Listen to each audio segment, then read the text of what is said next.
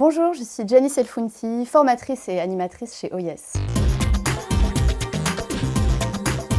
Quels sont les différents types de préservatifs ? Alors le préservatif externe, comme son nom l'indique, il va se mettre à l'extérieur, donc c'est-à-dire soit sur un pénis ou alors sur un god ou tout autre sextoy. Du coup l'autre option c'est le préservatif interne qui va venir se mettre à l'intérieur, donc soit à l'intérieur du vagin ou alors à l'intérieur de l'anus. Et il y a un anneau à l'intérieur, et en fait l'anneau il sert à faciliter l'insertion. Si on l'utilise dans l'anus, il faut absolument retirer cet anneau. Alors il existe une variété de matières, de tailles, de textures, c'est important de prendre le temps de chercher ce qui vous convient personnellement. Est-ce que le préservatif protège de toutes les IST ?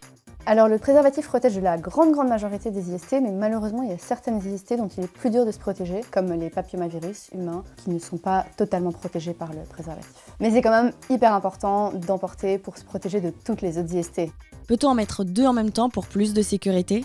Absolument pas, c'est même le contraire. En fait, si on en met 2, ça frotte les uns contre les autres et donc c'est contre-productif, ça risque de les abîmer et de ne pas fonctionner du tout. Un seul, c'est très bien. Que faire si un préservatif se déchire ou glisse pendant un rapport sexuel pénétratif ? Il faut arrêter le rapport, retirer le préservatif s'il a glissé ou s'il s'est déchiré et en remettre un nouveau si on veut continuer le rapport. Pourquoi faut-il absolument utiliser des lubrifiants qui sont compatibles avec les préservatifs ? Celui qu'il faut utiliser avec les préservatifs, c'est le lubrifiant à base d'eau. Si on n'utilise pas le bon lubrifiant, ça risque d'abîmer le matériau dans lequel sont faits les préservatifs et donc la protection sera plus optimale. Comment bien conserver un préservatif pour en avoir toujours un avec soi ? C'est important de ne pas le mettre dans la poche arrière de son jeans ou dans son portefeuille parce que là, il y a beaucoup de frottement et donc ça va abîmer le préservatif. Donc ce que nous, on conseille, c'est d'avoir peut-être une poche un peu ample dans laquelle il y a juste le préservatif. Le garder bien dans son emballage. Si on a encore l'emballage en carton, ça c'est idéal évidemment. Et alors sinon, il y a des petites pochettes qui existent, qui sont spécialement conçues pour ça.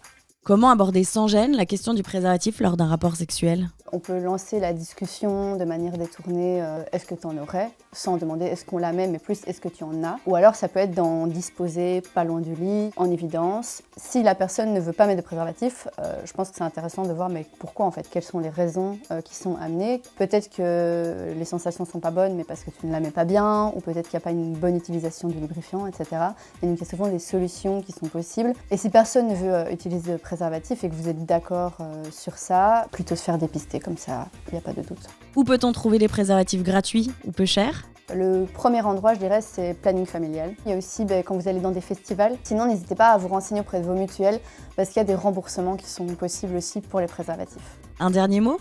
Lubrifiant. Ça, c'est le grand oublié des relations sexuelles pénétratives. Les lubrifiants qui sont sur les préservatifs, c'est juste pour les dérouler correctement. C'est pas du tout pour la pénétration. Donc c'est important de rajouter les lubrifiants après. Ça va mieux vous protéger et ce sera plus agréable aussi. Moule frite